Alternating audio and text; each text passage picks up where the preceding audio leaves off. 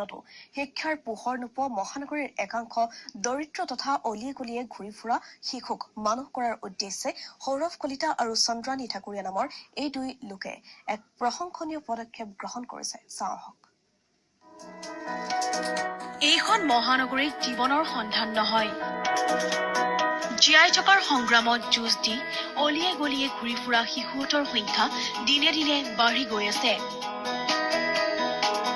চৰকাৰে অভিলাষী আঁচনি গ্ৰহণ কৰি আহিছে যদিও আঁচনিসমূহে এইসকল শিশুক স্পৰ্শ কৰিব নোৱাৰে।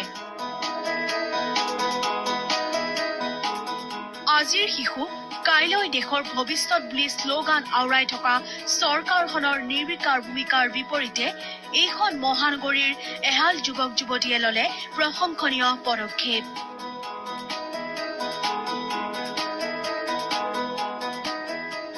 বহিৰাজ্যত অধ্যয়নৰত চন্দ্ৰানী ঠাকুৰীয়া আৰু সৌৰভ কলিতাই মহানগৰীৰ পশ্চিম নাৰেংগীত পোহৰৰ বাট নেদেখা এজাক শিশুক পোহৰৰ বাট দেখালে।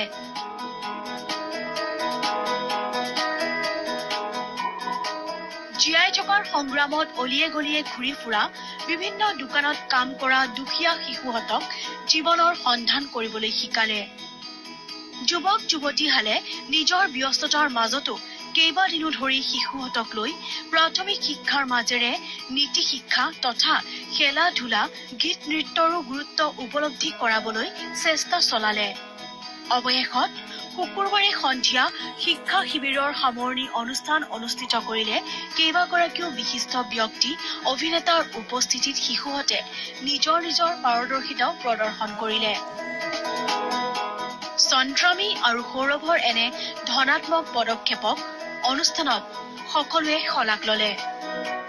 সিহঁতে পিছলৈ আৰু শিকে। কিছুমানেতো আছে হোটেলত কাম কৰে বা পঢ়া শুনা ফাইনেন্সিয়েল ইমান নাই, বেকগ্ৰাউণ্ড ইমান ভাল নহয়। সিহঁতে এটলিষ্ট বেছিক সেইখিনি আমি বুজাবলৈ দিবলৈ চেষ্টা কৰিছোঁ, যেনেকৈ নিজৰ নাম লিখা বা চিগনেচাৰ কৰা চ' ডেট ভৱিষ্যলৈ সিহঁতৰ হেল্প হয়।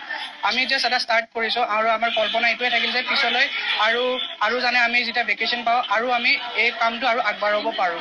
একচুৱেলি প্ৰথমতে আমি 13টা ষ্টুডেণ্টছ দি আৰম্ভ কৰিছিলোঁ, কিন্তু পিছত যেতিয়া আমি চবেই হয়তো আমাক ভাল পালে, সেইটো কাৰণে চবৰে ওচৰৰ মানুহবিলাক জনাই পিনে আমাৰ এতিয়া কেণ্ডিডেটছ হৈছে 80-85+। আজৰাৰ পৰা প্ৰদীপ দাস, আছাম টক্স।